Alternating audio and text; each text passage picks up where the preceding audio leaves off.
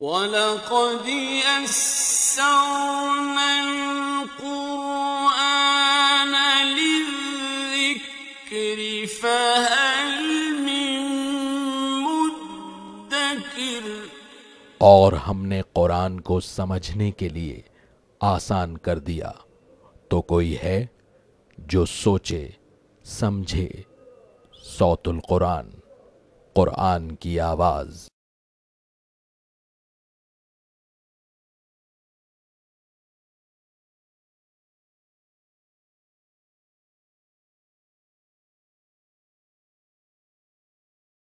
نحمده ونصلي على رسوله الكريم، اما بعد فاعوذ باللہ من الشیطان الرجیم، بسم اللہ الرحمن الرحیم۔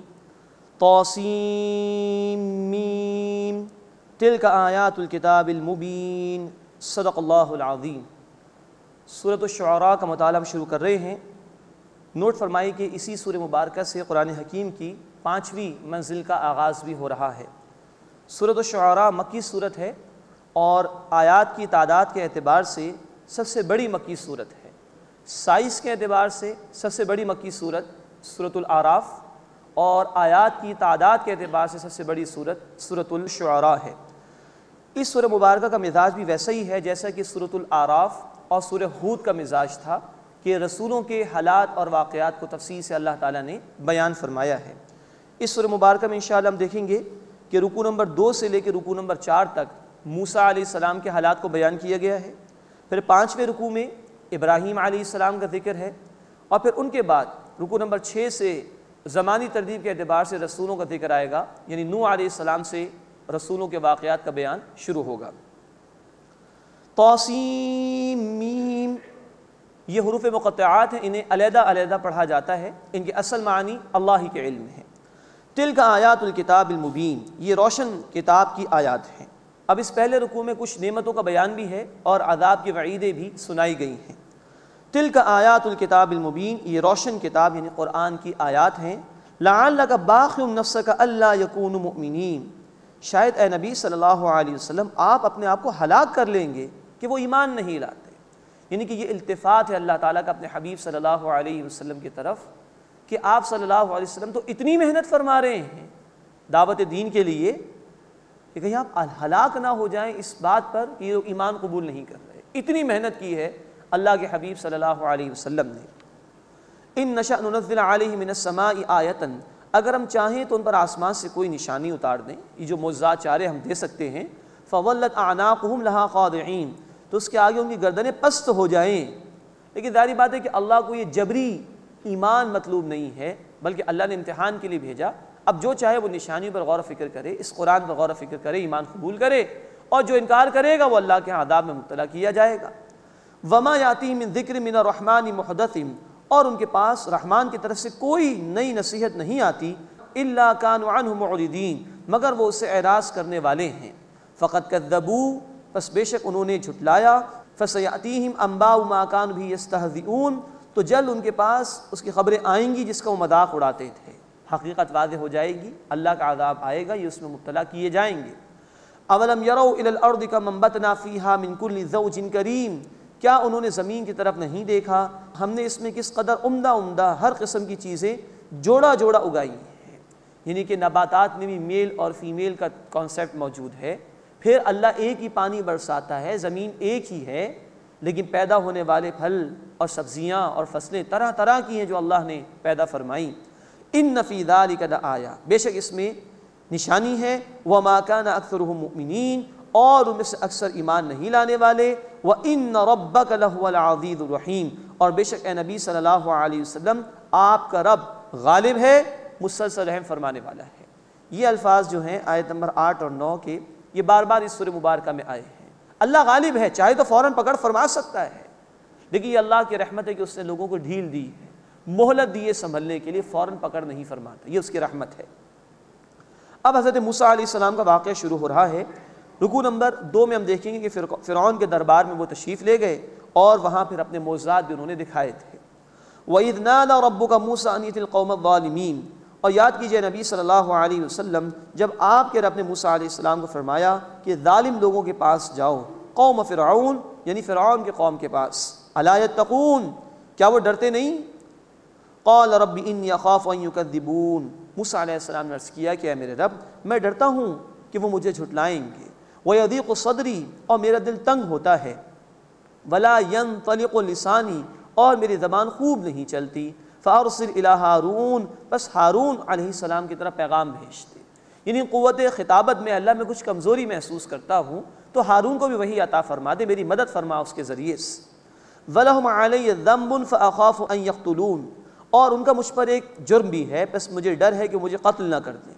یہ تفصیل آئے گی انشاءاللہ سورۃ القصص آیت نمبر 15 میں کہ ایک شخص موسیٰ علیہ السلام کے ہاتھوں وہ قتل ہو گیا تھا، وہ تفصیل اس مقام پر بیان ہوگی۔ اے اللہ کیونکہ ایک میرے اوپر جرم بھی ہے ان کا، ایک شخص کو میں نے قتل کر دیا تھا، میرا سینہ بھی کچھ تنگ ہوتا ہے، تو اللہ تو ہارون کو وحی دے دے، اور مجھے ڈر ہے کہ وہ مجھے جھٹلائیں گے۔ یہ اندیشے موسیٰ علیہ السلام نے ظاہر کیے، پیش کیے اللہ کے حضور میں۔ قال کلا، اللہ تعالیٰ نے فرمایا کہ ہرگز نہیں، فاذهبا بآیاتنا انا معکم مستمعون، تم دونوں ہماری نشانیوں کے ساتھ جاؤ، بے شک ہم تمہارے ساتھ ہیں، سننے والے ہیں، ہم تمہاری پشت پناہی پر موجود ہیں۔ فاتیا فرعون، بس تم دونوں فرعون کے پاس جاؤ، فقولا، بس کہو، انا رسول رب العالمین، بے شک ہم تمام جہان والوں کے رب کے رسول ہیں، ان ارسل معنا بنی اسرائیل، کہ تو بھیج دے ہمارے ساتھ بنی اسرائیل کو۔ یہاں دو باتیں موسیٰ علیہ السلام نے ہارون علیہ السلام نے رکھی ہیں فرعون کے سامنے کہ ہم رسول تمام جہان والوں کے رب کے۔ یہ بہت بڑی بات تھی جو پیش کی گئی ہے فرعون کے دربار میں، اس لیے کہ یہی فرعون تھا جس نے دعویٰ کیا تھا۔ سورۃ النازعات آیت نمبر 23 میں الفاظ ہیں فقال انا ربکم الاعلی، اس سے کہا میں تمہارا سب سے بڑا رب ہوں، تو ڈنگے کی چوٹ پر یہ حق بیان کیا ہے، ظاہری بات اس سے برداشت تو نہیں ہو سکتا تھا۔ دوسری بات یہ کہ بنی اسرائیل کو غلام بنا کر رکھا ہوا تھا، سستی مزدوری مل چکی تھی ان لوگوں کو، اور خون پسینے کی کمائی ان کی یہ فرعون اور اس کے لاؤ لشکر کھا جایا کرتے تھے، تو یہ بات بھی ان سے برداشت نہیں ہونے والی تھی۔ تو یہ دو باتیں اس کے سامنے بیان کی۔ قال الم نربک فینا ولیدا، فرعون نے کہا کہ ہم نے تجھے بچپن میں اپنے درمیان پالا نہیں، وَلَبِثْتَ فِينَا مِنْ عُمُرِكَ سِنِينَ، اور تو ہمارے درمیان رہا اپنی عمر کے کئی برس۔ اب یہ احسان جتا رہا ہے۔ وَفَعَلْتَ فَعَلَتَكَ الَّتِي فَعَلْتَ وَأَنْتَ مِنَ الْكَافِرِينَ، اور اے موسیٰ تو نے وہ کام کیا جو تو نے کیا اور تو ناشکروں میں سے ہے۔ اب یہ گھٹائی پر آ گیا ہے فرعون، اور اس طرح کا رویہ اس نے اختیار کیا۔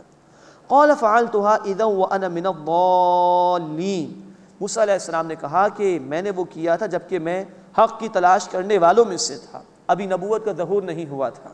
فَفَرَرْتُ مِنْكُمْ لَمَّا خِفْتُكُمْ، بس جب میں تم سے ڈرا تو میں تم سے بھاگ گیا، یہاں سے چلا گیا۔ فَوَهَبَ لِي رَبِّي حُكْمًا وَجَعَلَنِي مِنَ الْمُرْسَلِينَ، بس میرے رب نے مجھے حکمت عطا فرمائی اور مجھے رسولوں میں سے بنایا۔ وَتِلْكَ نِعْمَةٌ تَمَنُّهَا عَلَيَّ أَنْ عَبَّدْتَ بَنِي إِسْرَائِيلَ، اور یہ کوئی نعمت ہے جس کا تو مجھ پر احسان رکھتا ہے کہ تو نے بنی اسرائیل کو غلام بنا لیا ہے۔ یعنی کہ ترکی بترکی جواب دیا موسیٰ علیہ السلام نے، مجھ پر احسان جتا رہا ہے کہ تم لوگوں نے میری پرورش کی اپنے محل کے اندر، اور پوری قوم کو تم نے غلام بنا کر رکھا ہوا ہے، یہ تمہیں دکھائی نہیں دیتا؟ تو گویا ترکی بترکی جواب دیا۔ قال فرعون وما رب العالمین، فرعون نے کہا کہ تمام جہان والوں کا رب کون ہے؟ اب وہ ڈھٹائی پر آیا۔ اب موسیٰ علیہ السلام مسلسل ایک تقریر فرما رہے ہیں اس کے دربار میں۔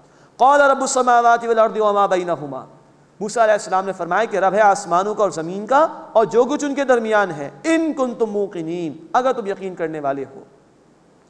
قال لمن حولہ الا تستمعون، اس نے اپنے ارد گرد کے لوگوں سے کہا کیا تم سنتے ہو؟ مراد ہے کہ اس نے ذرا موسیٰ علیہ السلام کی توجہ کو ڈائیورٹ کرنا چاہا، کیونکہ موسیٰ علیہ السلام تو بڑے ڈنکے کی چوٹ پہ بات کر رہے تھے، تو اس نے دیکھا کہ میری پوزیشن کمزور ہو رہی ہے تو ٹیکل کرنا چاہا۔ قال لمن حولہ الا تستمعون، اس نے اپنے ارد گرد کے لوگوں سے کہا کیا تم سنتے ہو؟ قال ربکم ورب آبائکم الاولین، موسیٰ علیہ السلام نے گفتگو جاری رکھی، فرمایا کہ رب ہے تمہارا اور تمہارے پہلے باپ دادا کا۔